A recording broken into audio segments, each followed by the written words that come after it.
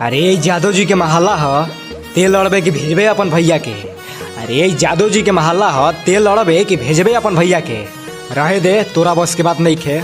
मारा जीवे नु तो दोस्त देवे लगबे अपन समैया के। चल जाई गोली ओही होई ना डेराई।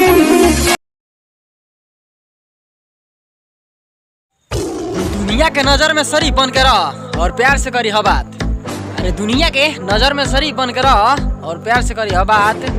आकाश करके पासवान जी से रंगदारी देखेबे नु रे बेटा तो कोने अन टूटी, चाहे तू ओखबे कोनो जात।